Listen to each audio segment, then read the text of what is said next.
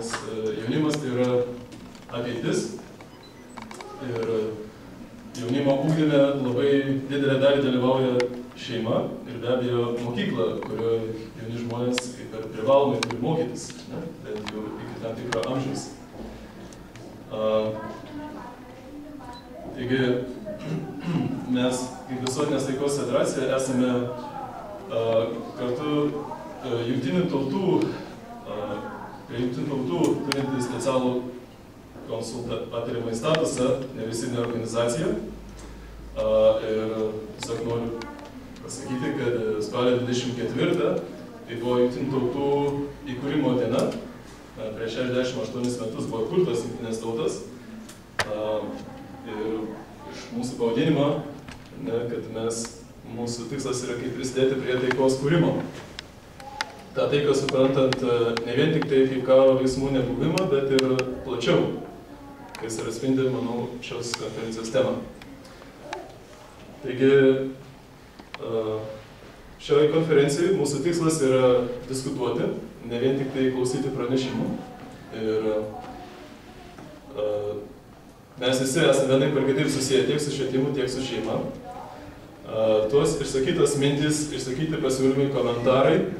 Mūsų tikslas yra kaip juos surinkti į vieną vietą ir paskui pateikti tiek Seimo švietimo reikalų komitetui, tiek švietimo ugdymo centrui, kuris buvo susidomėjęs mūsų renginiu ir negalėjo deleguoti dalyvio dėl to, kad buvo užsiėmę, bet prašė atsiųsti rezoliuciją ar kažkokias pagrindinės mintis teiginius, to, kas vyks šiandieną, bei kitoms institucijoms, kurios to susiję.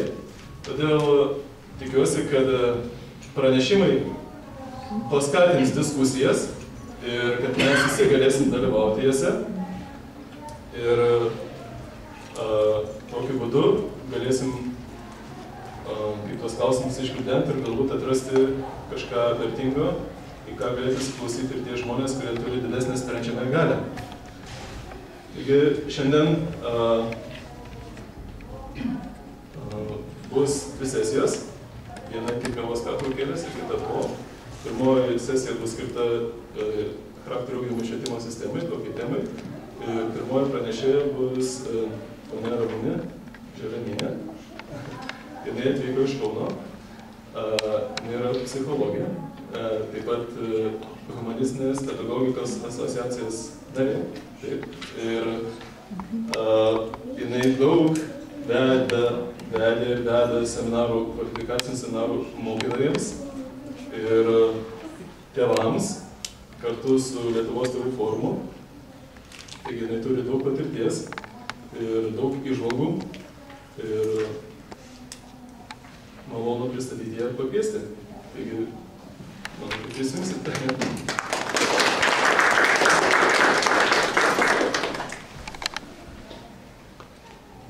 Sveiki.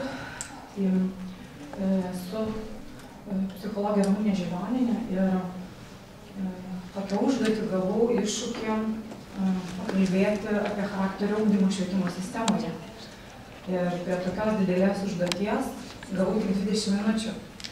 Manau, kad logiškai mąstant, suprasti galime, kad per 20 minučių mes apie charakterio ugdymą praktiškai nieko negalim pasakyti. Ir yra tada dvi išeitis. Arba visai nieko nedaryti, arba tada sukonkretinti.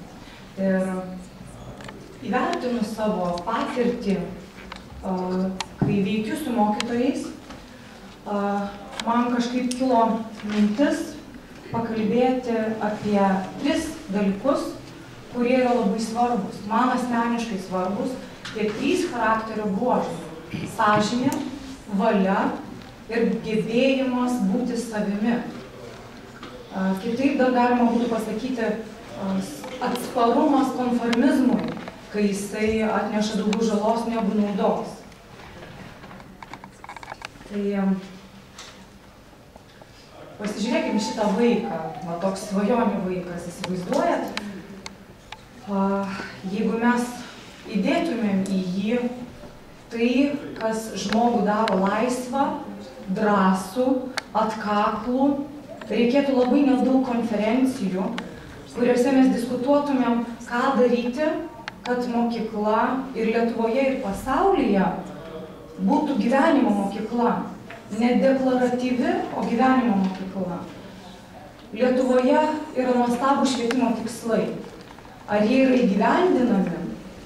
Man šitas klausimas baisus, nes atsakymas manęs nedžiugina, neįgyvendinami. Ir tai yra faktas. Kodėl aš kalbu apie valią, gebėjimą būti savimi? Todėl, kad manau, kad mes ateities nebepakeisime, nes išnaudojame greičiausiai visą savo potencialą. Mes galime tik padėti ją pakeisti vaikams. Man patinka labai šitą nuotrauką, įsižiūrėkite ją gerai. Ne mes vedame vaikus į ateitį, o vaikai mus veda. Ir mes taip turime išmokti būti šalia jų, kad jie mus nuvestų į tą ateitį. Ženklai vaikų, kad kažkur iš toli pritariu. Taigi, sąžinė valia ir būti savimi. Aš labai mėgstu filmukus rodyti ir pati žiūrėti. Tai galim nuo ko pradėti? Nuo sąžinės, nuo valios ar nuo būti savimi? Galite rinktis. Nuo ko? Nuo sąžinės. Gerai. Gerai. Tai antras bus būti savimi. Labai kviečiu įjungti rusiškas retransliatorių savo smegenyse ir pradėsime nuo sąžinės.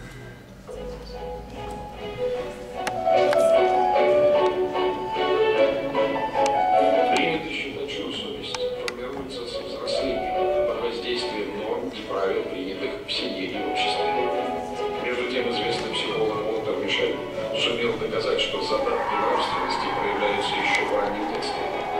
Дети могут поступать совершенно по-разному с точки зрения общественной морали, находясь в одинаковых условиях. Уолтер сделал вывод. Быть совестливым – это отчасти признак врожденный. Уолтер Мишель провел серию экспериментов с маленькими детьми, а затем на протяжении 3 десятков лет наблюдал за участниками своих испытаний. Он следил за их взрослением, развитием, фиксировал, как складывается их жизнь. Мишель пришел к весьма любопытному заключению. Никакие жизненные обстоятельства не смогли изменить нравственных установок, которые его испытуемые продемонстрировали еще в раннем детстве.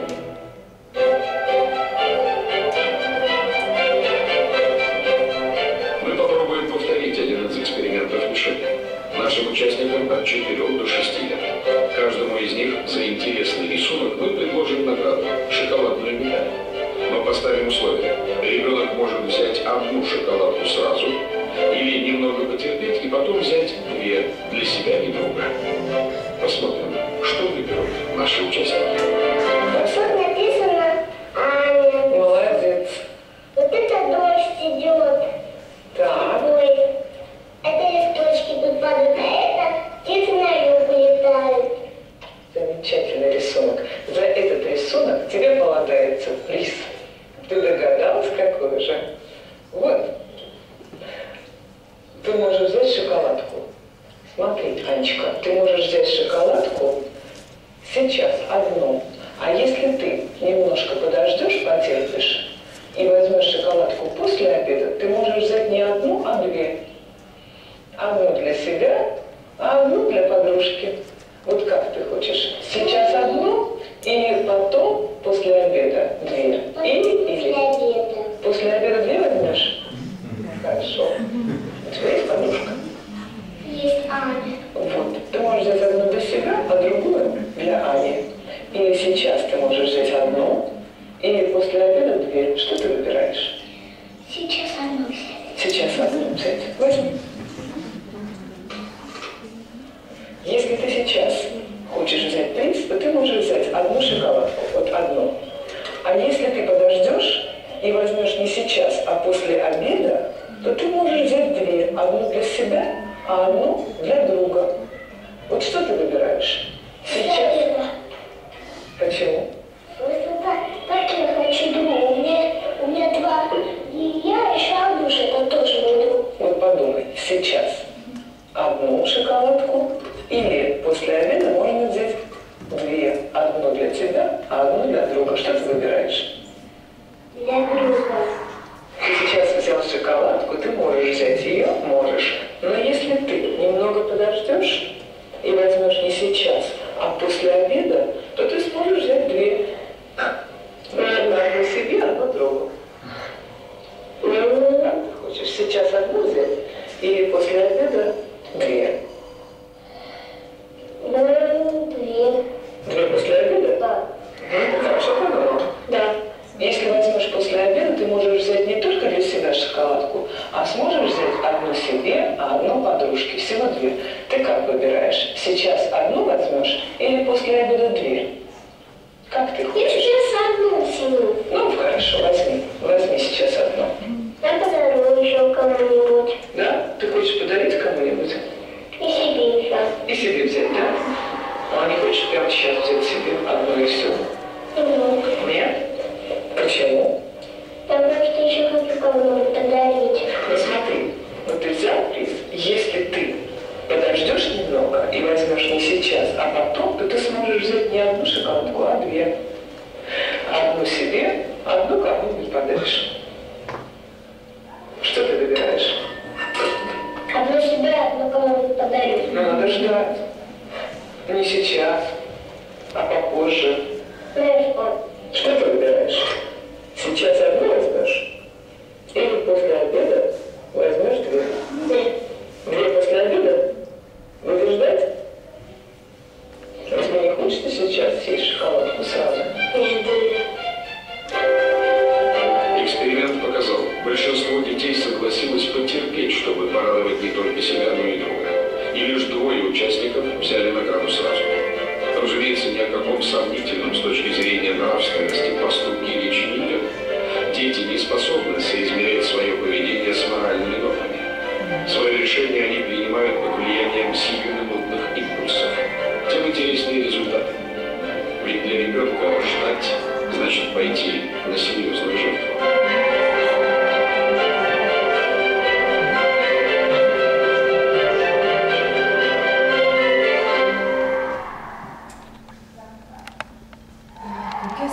Galime pasidaryti patys kiekvienas savo. Esame ugdytojai, vieni arčiau vaikų, kiti administracinė veikla užsiimantis šiek tiek toliau nuo vaikų. Aš nekalbėsiu apie vaikų charakterio ugdymą.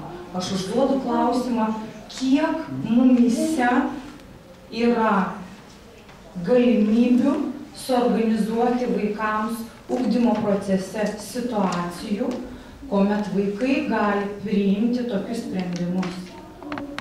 Kiek tokių situacijų sąžiniai ugdyti vaikai patiria pamokų metu. Kai aš su savo sūnum žaidžiu, kuris ateina po mokyklos, gaunu tam tikrą atspindį tos aplinkos, kurioje jisai praleidžia keletą valandų. Ir kartais tenka girdėti frazes: aš gražiau nupiešiau negu tu. Aš žinau, jos ne iš mano namų. Kartais tenka girdėti frazes: aš pirmas dabar padariau. Jos ne iš mano namų. Aš nežinau, kodėl mokykla yra prasisunkusi konkurencija, kai mes galim nebepamatyti sąžinės.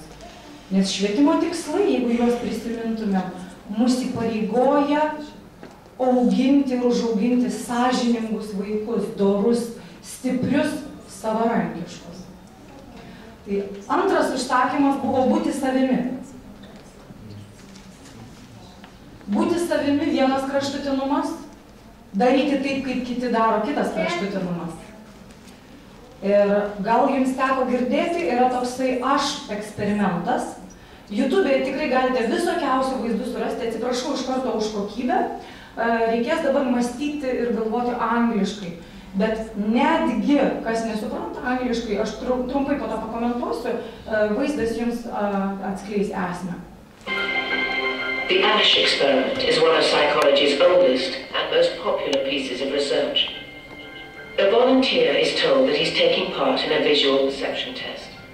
Tyriamajam eksperimento reikia pasakyti, kuri linija vienoda su kitomis daugomis. Which is actually about group conformity. Yra tik tais vienas tikras tyriamasis, visi kiti susitarė. Atsakymų sako visi garsiai. Will be simply to look at the line here on the left and indicate which of the 3 lines on the right is equal to it in length. Reikia pasakyti, kuri yra vienodas su ta viena. The volunteer will be monitored to see if he gives the correct answer or if he goes along with the opinion of the group and gives the wrong answer. In the first test, the correct answer is 2. Pirmasis etapas visi sako teisingus atsakymus. 1.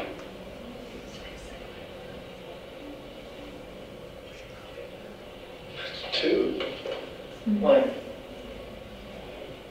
O antrajame etape yra žmogus klaidinamas. 3.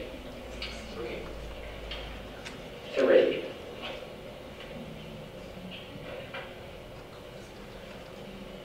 3. 3.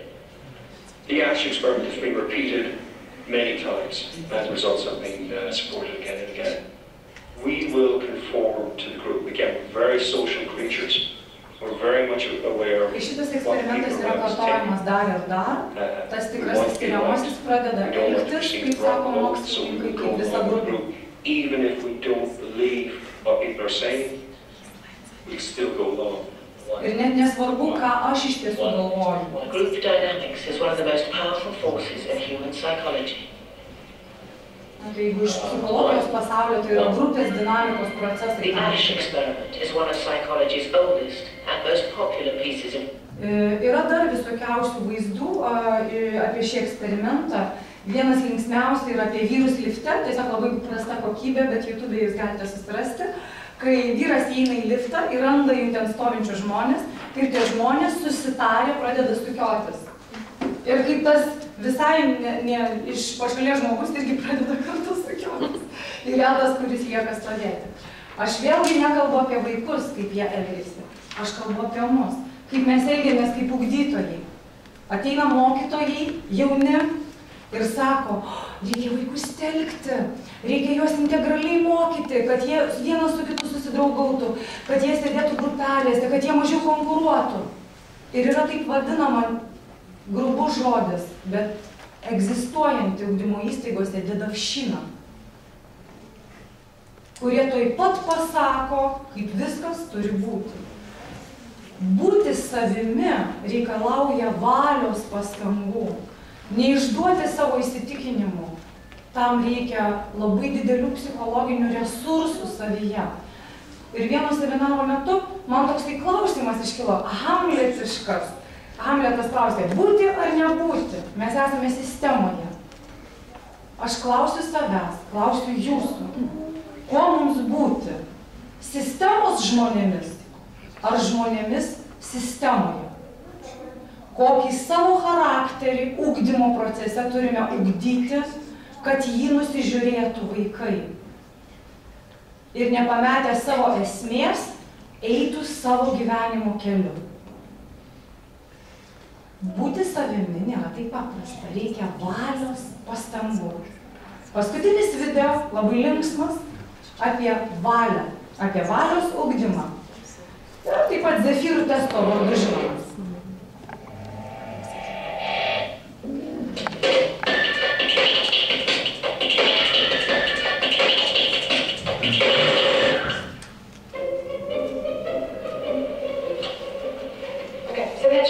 Čia vaikui yra sakoma, tu dabar pasėdėk, čia yra pagrindinis vyras, jei tu jo nesuvalgysi, aš ateisiu po kurio laiko ir tau duosiu 2.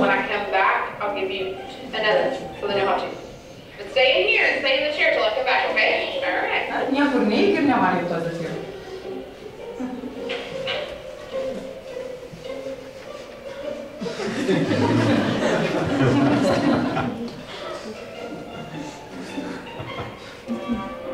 I'm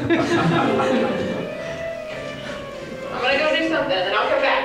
It's yummy. Čia galime stebėti grupės dinamikos procesus.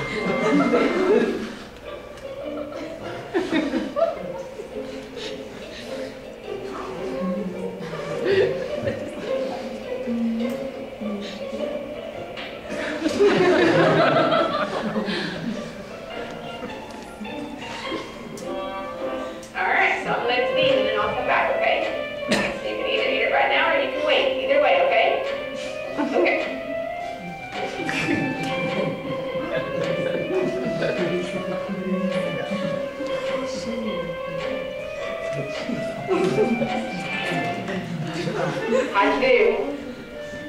Did you do good? You did? You wanted to eat it, didn't you? Ar tau pavyko? So does that give you another one? Okay, now you can both. You need it.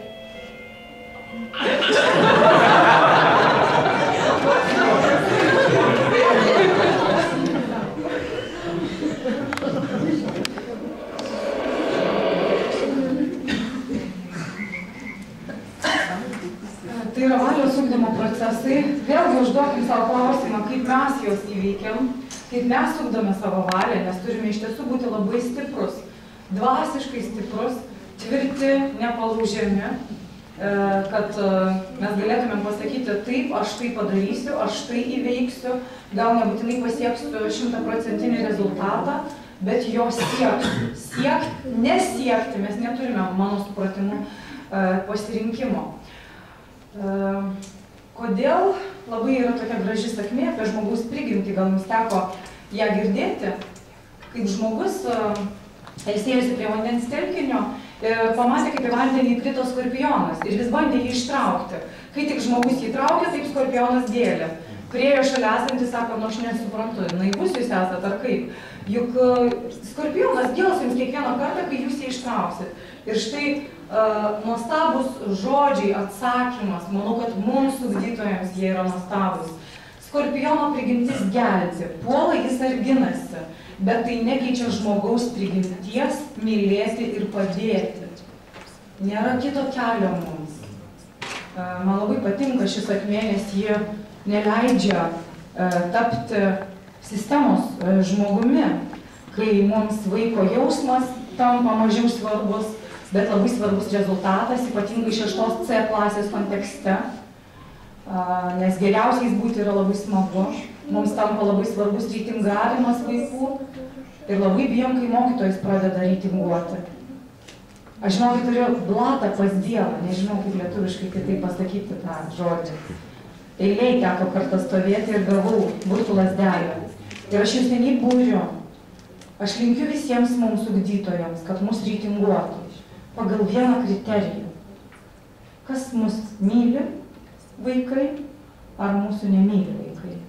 Ir aš labai linkiu, kad mokytojai būtų reitinguojami tik pagal tą patį kriterijų, ar jie yra mylimi vaikų, nes tai viską pasako.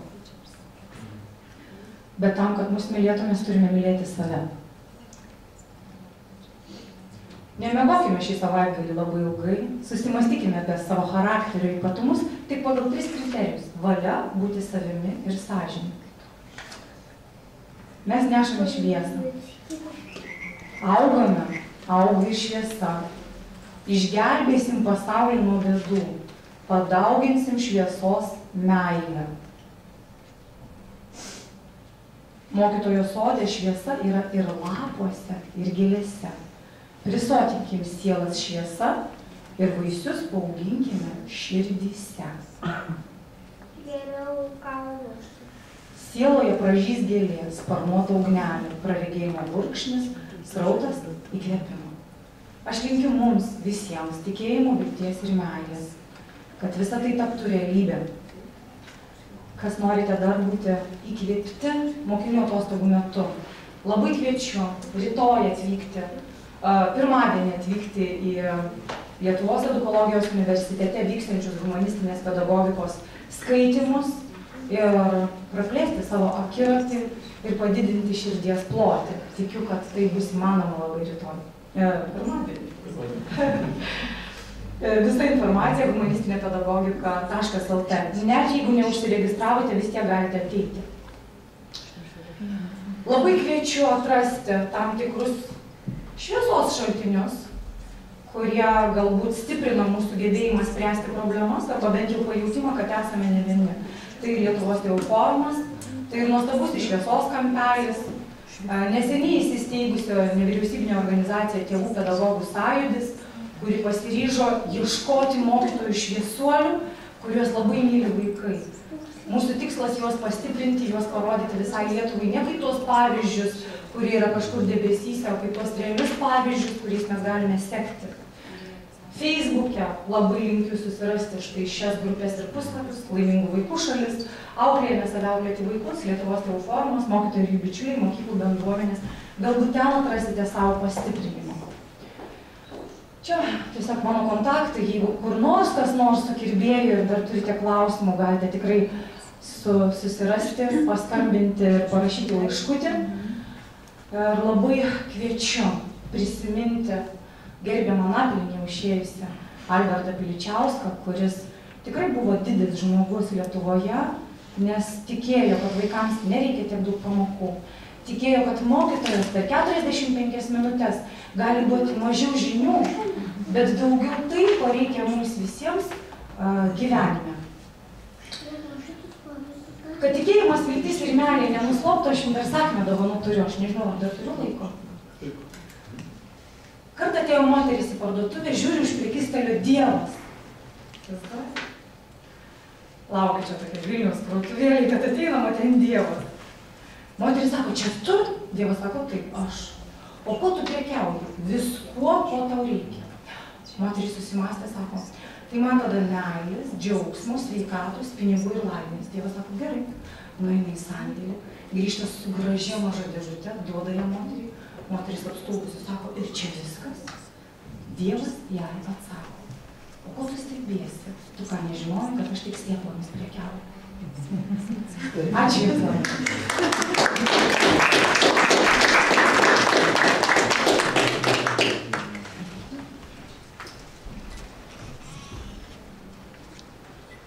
Ačiū, ponia Ramunė.